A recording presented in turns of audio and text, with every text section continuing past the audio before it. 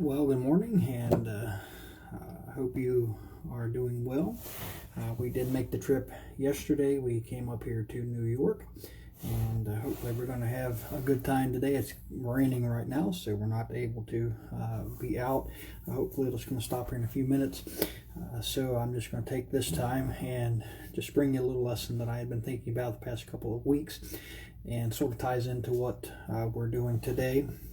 And so we do appreciate that as we have for the past couple of weeks and months been back at our service like most people. This week we're only having the online service, and so I didn't know who to bring in. This kind of came up, not necessarily last minute, but came up where we were able to get here and have a few days here away from everything. And so I'm going to be in Genesis chapter number 21 today.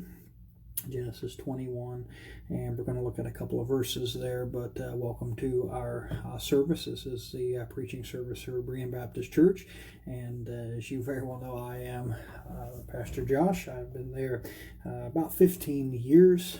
We just celebrated this past month, and it's hard to believe it's been that long already. But we are having a good time. The boys and Rachel are out for a little bit, so I could have a little bit of quiet to get this lesson and thing recorded for us today. And so Genesis chapter 21 and verse number 33. I do appreciate, of course, the Bible, as it gives us much insight on really everyday things of our life. And Genesis chapter 21 and verse number 33 says, "And Abraham planted a grove in Beersheba and called there on the name of the Lord, the everlasting God. And Abraham sojourned in the Philistines' land many days." And I was thinking about that as we had this drive up here. Friday night we drove to Chillicothe. We went to see a play, and it was about a 2.5 hour drive. It wasn't too long.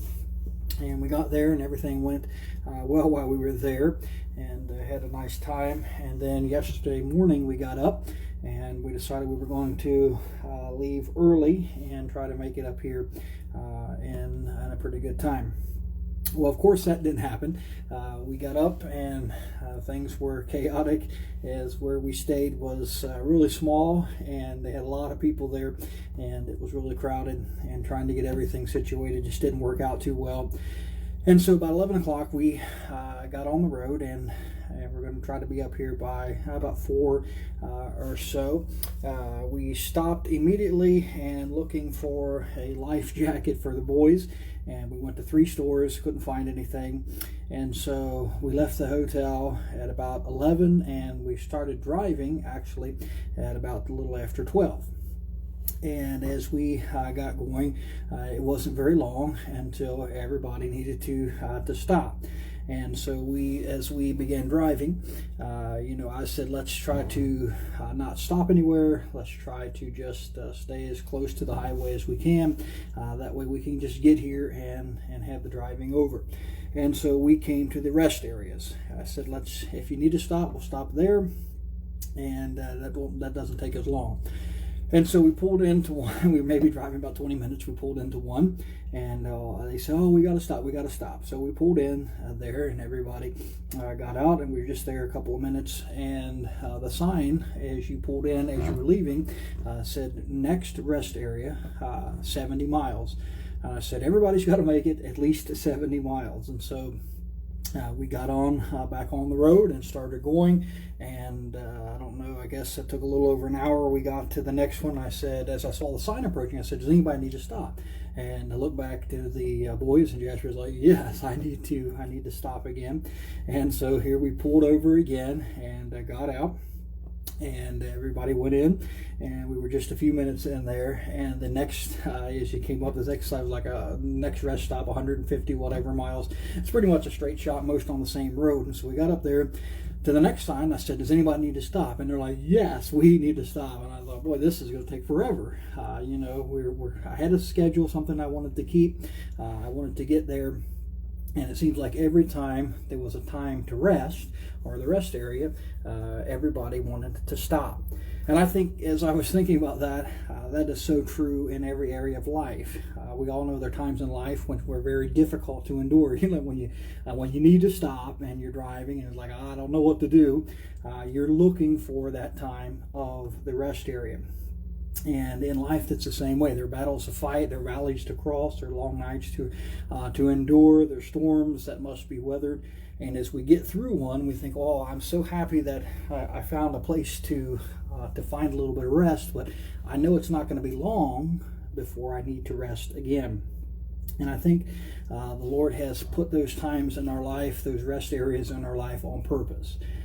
Because we find, he says in Romans 8, chapter 8, verse 29, he said, for whom he did foreknow, he also did predestine to be conformed to the image of his Son, that he might be the firstborn among his brethren. 2 Corinthians chapter 4 says, for our light affliction, but as for a moment, worketh as for fear, more exceeding in glory, in the eternal weight of his glory. I think the trials of our life are what God uses to shape in us and liken us to the image of his Son. Even though I know many times they're very difficult to understand, to comprehend, our trials really can be a blessing in disguise. Because despite how we feel, life isn't always bad. There's a lot of good things that happen in life, except the bad things seem to have such a weight, such a pressure on us that we think, oh, it's never going to end.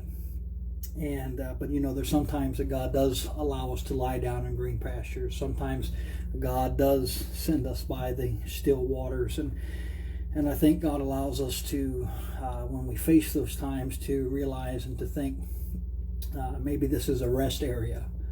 I know when you're going through it, you know, it's like when you need to stop.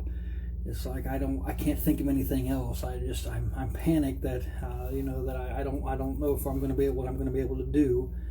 And then we get to the rest area and we take a minute to stretch and do what we need, and we find that maybe I can go on.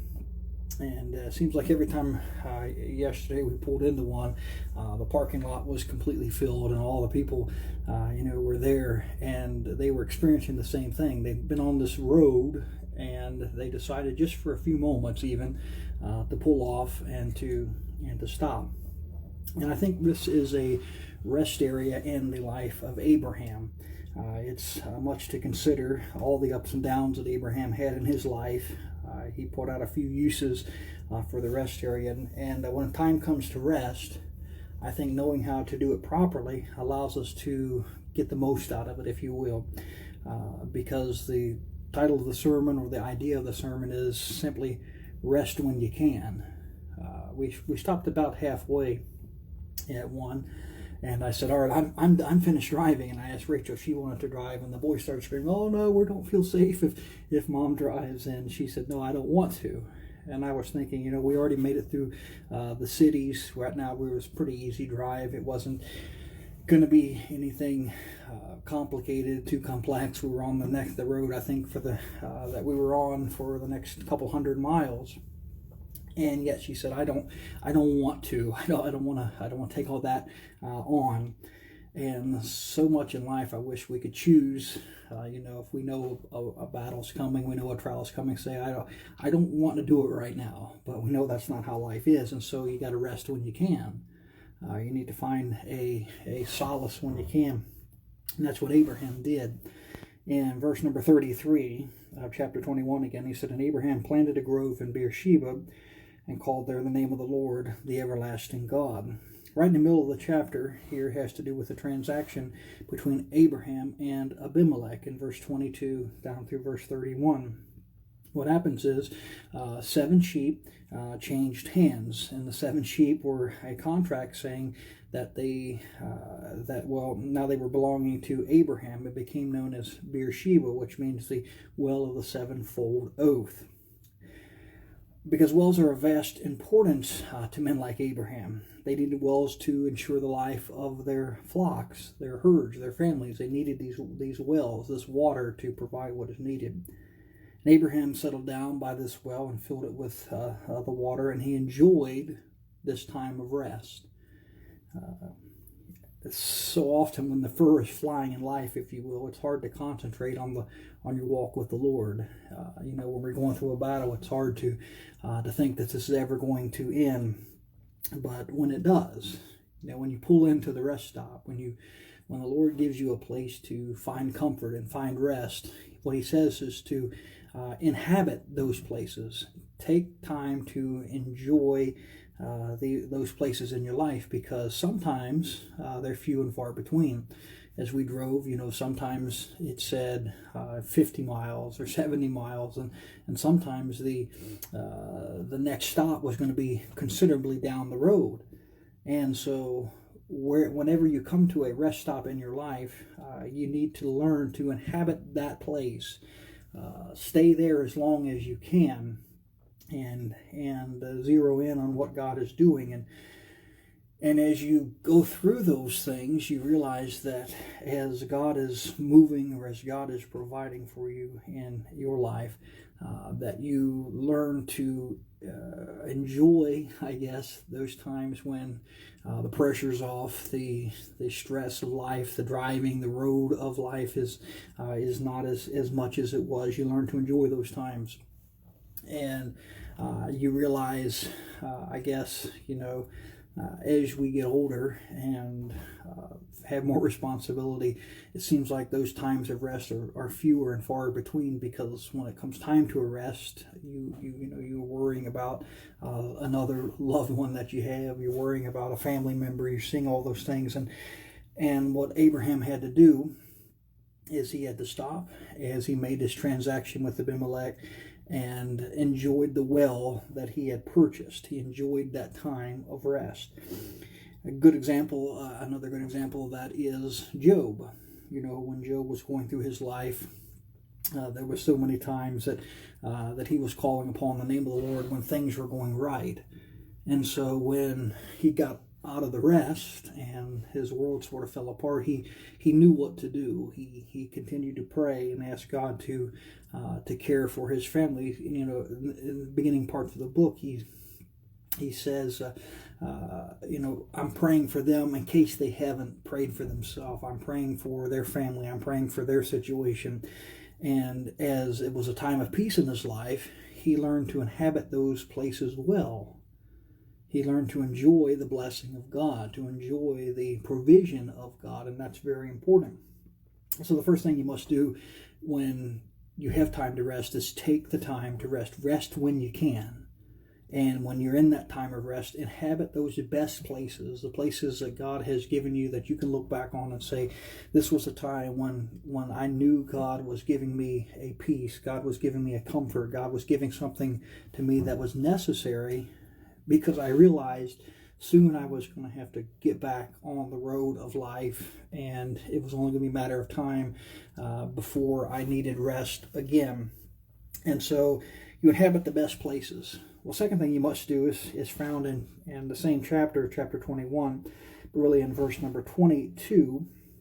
He says, and it came to pass in that time that Abimelech and Phicol, the chief captain of the host of Abraham, saying, saying, God is well with thee in all that thou doest. Now therefore swear unto me by God that thou shalt not deal falsely with me, nor my son, nor my son's son, but according to the kindness that I have done to thee, that thou shalt do unto me in the land wherein thou hast sojourned. Verse 24 says, and Abraham said, I swear. And Abraham reproved Abimelech because of the well of water, which Abimelech thy servant had violently taken away. And Abimelech said, I wot not that though I had done this thing, neither thou dost tell me, neither yet I had heard it, I of it, but today.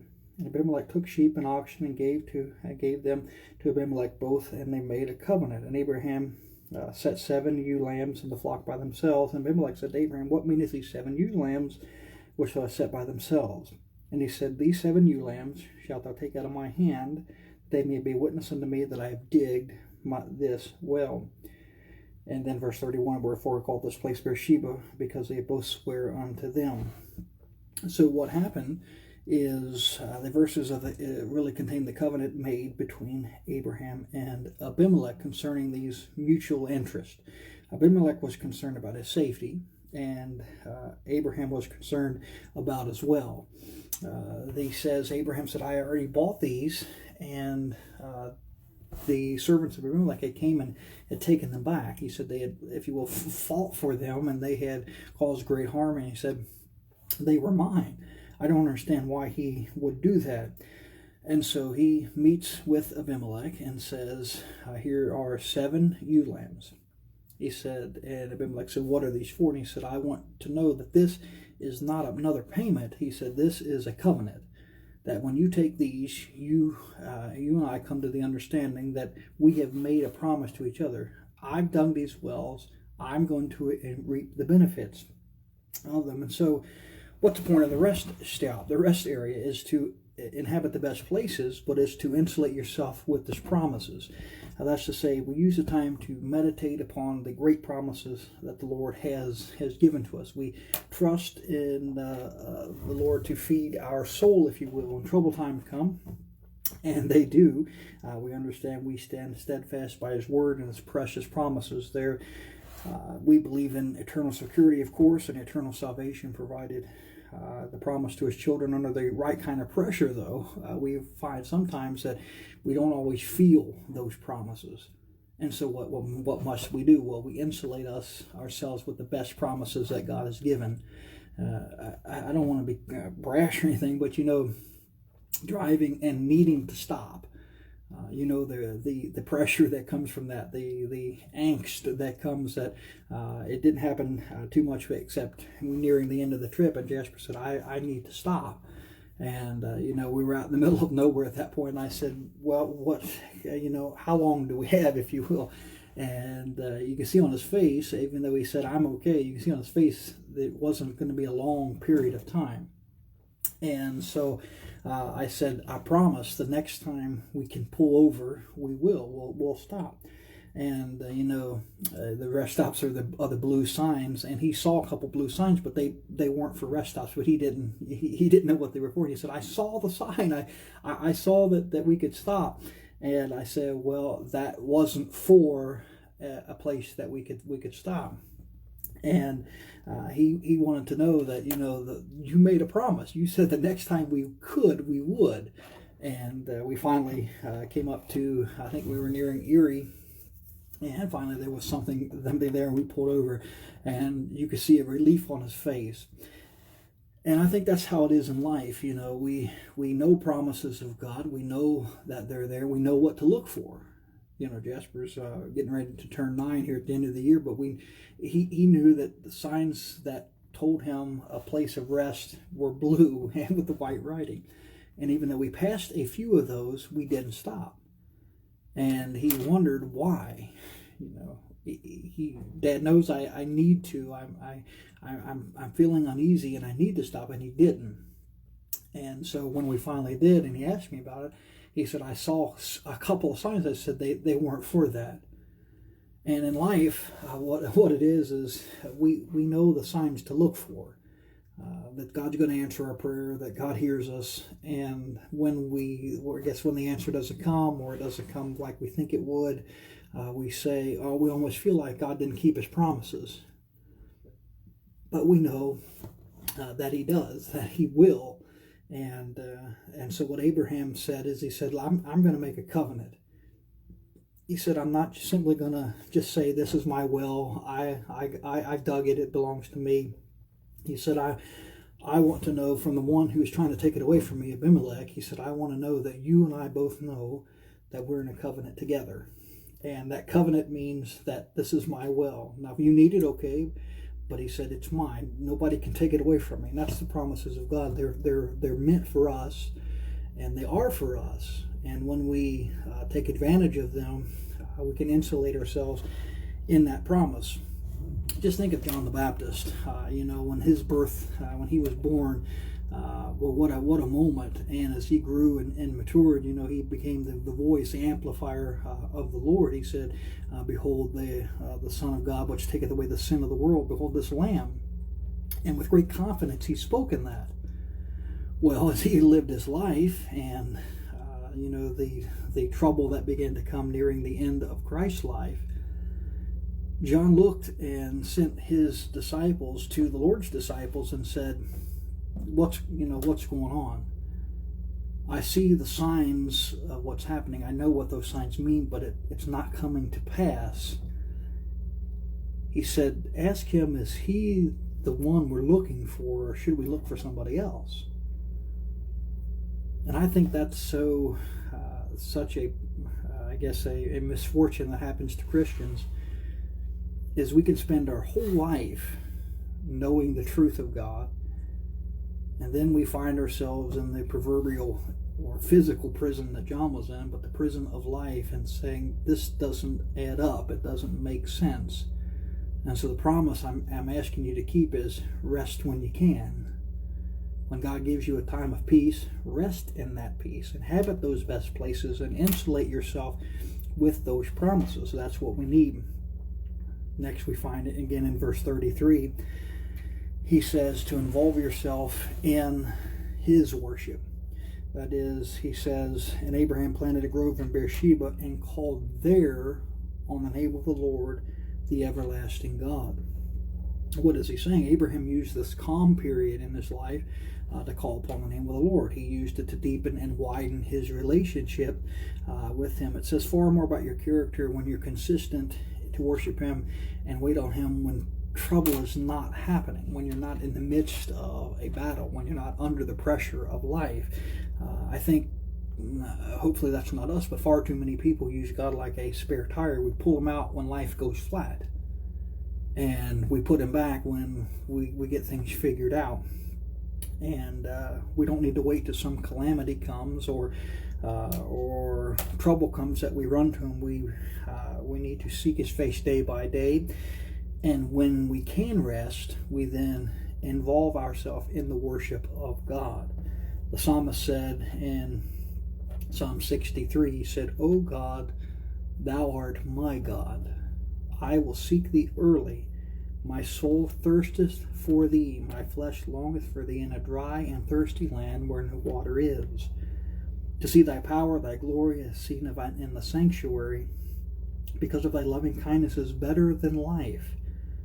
My lips shall praise thee. Thus I will bless thee while I live. I will lift up my hands in thy name. My soul shall be satisfied as the marrow, and fatness of my mouth shall praise thee with joyful lips. When I remember thee upon my bed, I will meditate on thee in the night watches. Because thou hast been my help, therefore in the shadow of thy wings will I rejoice. And verse 8 says, my soul followeth hard after thee, and thy right hand upholdeth me. We involve ourselves in the worship. When you pull off after a long span of driving, it's such a relaxing thing to get up and to stretch. We had just made it the 70 miles to the next one, and we stopped again, and I got out, and I put my arms up, and I twisted around and stretched, and Jessica said, we've not been driving that long. And I said, well, be quiet, all you've been doing is sitting in the back. I've taken the responsibility of driving. If I want to stretch, I'm going to stretch. And even though sometimes, and what happened is between those periods, we had went through the city and the GPS got all fouled up, and I was trying to find it. And of course, there was a million construction barrels, and we went the wrong way just for a couple of minutes, and it was just a stressful period. And I was like, we got out, and I was like, I'm just going to take this time to stretch here to understand that, we've made it through seemingly the difficult part. And so I'm going to be thankful that part of the trip is over, right? Now, eventually, I guess, as we go back, we're going to have to go through it again. And knowing that is, it's a weight that comes on you there because, after the trip is over, you usually had a long week or whatever, tired, and those things even seem more stressful. So while we're resting, while there's opportunity to rest, do it. And so what does he say? He says, involve yourself in his worship. Verse 33 tells us something else there. It says, and Abraham planted a grove. While he was taking time to rest, what did he do? He invested in the future. What does that mean? Well, he planted a grove. He planted a tree or a group of trees He was making an investment in the future. But if you think about it for a minute, at his age, Abraham would never rest in the cool or the shade of that tree. He wouldn't make it that long. But Isaac would, and his grandchildren will. And looking beyond himself to those that follow him, he's trying to make a difference for them. And that's why when it's time to rest, we can't just stop completely, but we planted a grove. We invested in the future. Use the rest of your life to make investments in the future of the Lord's work. If there's somebody that we can help, there's somebody that we can encourage in those times of rest, I think we should do it. And that we can make an impact so great, so far greater than we normally thought we could. Because in the trials of life, we're not really trying to invest in someone else. We're just trying to get through it. It's always funny as we were going there, and I think they were watching something or listening to something, and it's like, as it got stressful, we turned everything down, turned everything off, and tried to focus all of our attention on simply the task at hand. And points of our life make us do that, of course. But we understand when we can take a breath, then we can start looking outwardly. What can I do to invest in someone else that's going to follow me? How can I make this better for them? And so we invested in the future. And I think that's what the Lord would ask us to do, because in Titus chapter 2, he says, the aged men to be sober, grave, and temperate, sound in faith, and charity, and patience. The aged women likewise. That they be in behavior as becometh holiness, and not false accusers, not given to much wine, teachers of good things. They may teach the young women to be sober, to love their husbands, to love their children, to be discreet, chaste, keepers of the home, good, obedient to husbands, and the word of God not be blasphemed. What is he saying? He's saying, now that they have come to a point of maturity, he said, now they can invest in the future. They can teach someone else, the tenets of life, the tenets of faith. This is what you're to be doing. This is how you succeed in whatever God has asked you to do, called you to do. You invested in the future. When you do that when you are resting. You do that when you're not under the pressure of life. You do that when you see that blue sign, only 1 mile to go. And I can take a break, I can stretch, I can just walk around, I can take care of the things that I need to do. I can simply rest. And I think that's important. We find when the times come in our life and trouble winds, adversity blow, when those times come, your focus will be so inward that you won't be able, as I said, to make a difference for others. And I think that's the place that God would have us to be. But I think there's one more thing that we can see here, and it's found in verse 34, but it's also understood in the first 8 verses. Chapter 21, verse 1. And the Lord visited Sarah and said, the Lord did unto Sarah as he had spoken. For Sarah conceived and bare Abraham a son in his old age, at the set time of which God had spoken to him. And Abraham called the name of his son, which was born unto him, whom Sarah bare to him, Isaac. And Abraham circumcised his son, Isaac being 8 days old, as God had commanded him.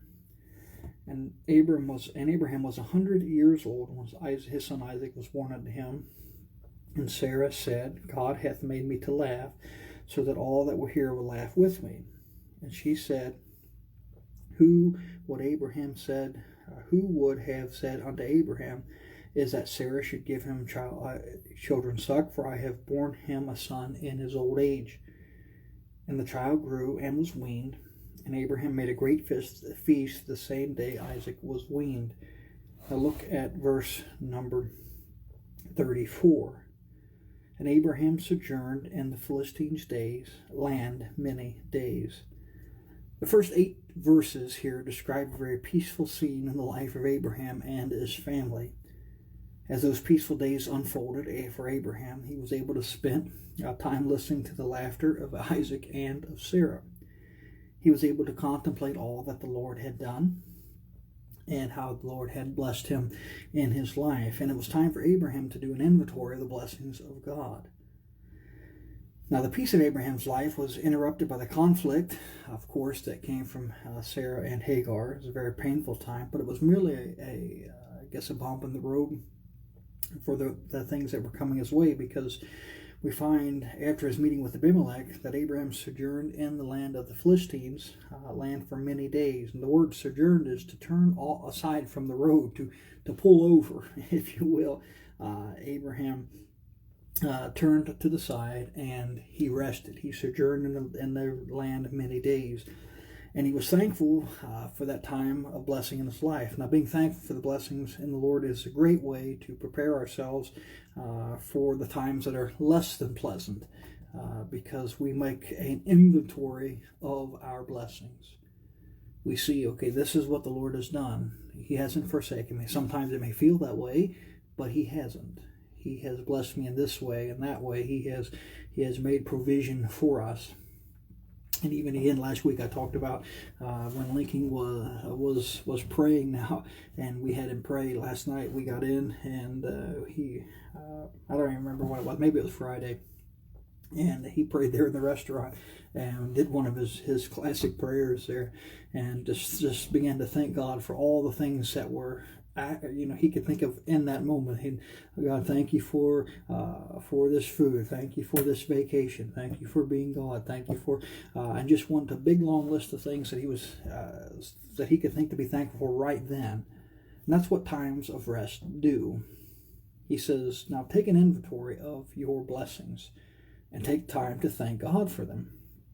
And when he was there, he had the time. He sojourned in the Philistines' land. The Bible said many days. Now it ended for him, and it will end for us. We can't live in the rest areas or the rest stops of our life, but while we're there, simply rest when you can. If you have a moment here or there to rest in the Lord's promises, inhabit those places, take inventory of those places, insulate yourself in the promises of God. All the things we talked about are things that are necessary for us to be able to get back on the road of life, or the road of trials that will come. This is what keeps us, I know it's not the word, but this is what keeps us sane in the Christian life, is that God is moving, God is working, and he says, life's not always going to be filled with the hardships. There are times of peace, and there are times of rest. But just as we know, we can drive hundreds of miles when we don't need to stop. But when we need to stop, it's like, every turn of the wheel, every tick of the clock seems forever, seems like an eternity. It's like, we need to stop now. And as I looked at his face, I said, do you need me to pull over here and to the woods? And no, I'm going to make it, but just like hurry. And so the other 100 miles we drove didn't seem as I guess pressure filled or worrisome as the last one or two, because we were really feeling the pressure. And as we go through life, I think that's a situation we must look out for, is do not let the current situation or the current problem or the current trial determine or let us think or dictate that our life has all been bad. It's all been hard and the Lord's never been there, because that's simply not the case. The Lord has been, for those that are our church and those that we know, has been very good to us, and we have been very blessed by him. But we've faced many trials, many burdens, and that's why along the way he gives us rest stops. And when you get into one, rest when you can. And we've made it here. They're all downstairs away from us now. They still don't know what we're doing. As I said earlier, it's raining. It's supposed to rain and thunderstorm today. We're going to be here for a day or two, and then we're going to be heading somewhere else. And so I pray that we get to see everything that we wanted to see, and I pray they, while they're here, would enjoy the view that they see. It's funny as we talk about, we've been kind of planning doing something. This was going to be last week and didn't work out, and then I ended up coming here to New York, here in Niagara Falls. Hopefully going to have a good time. But the boys were like, oh, I can't wait for vacation. I can't wait for vacation. And I always said, is your life so stressful that you just can't wait? And Oliver said, yes, it is. and to think about the pressures that he faces, are so tiny and so small. But even he's looking forward to a time of rest, a time of not having to have the responsibilities that he has. And so I think he's learned the principle of the sermon. When you have a time to rest, do it. Rest in those times. Take a moment to reflect on what the Lord has done for you and enjoy those times of peace. Because life is not always filled with peace, but it's not always filled with trouble either. And so Abraham dug the well, and then the well was taken from him violently, he says, but when he got it back, he said, let's make a covenant now. He said, I don't want to have to feel this way again. Make a covenant that when I come through to this point, these wells can be used by me, my herds, my family. And he said, yeah, okay, I understand now. This is a covenant. I didn't know that they were yours, but now I understand. And so he went through this period, and then he planted the grove and at Beersheba, where the wells were. And then he went down and went off the road and went down to the land of the Philistines and rested there for many days. And I pray that can be the case for you as well. That the time of rest would be long for you if you need it. But just realize when you get back on the road of life, it doesn't mean there's going to be no more rest. It may mean that one's coming down the road soon, another time of rest, or it may be, it may be one of those 100 plus miles before you get another one. So I do thank you for being here. Several people have been on, it looks like, and I don't know who's on now, but appreciate you watching. And I'm going to send a link to some of the folks at the church, since this is our only service online today, but we do appreciate that. And again, thank you for your prayers. If you would pray for us.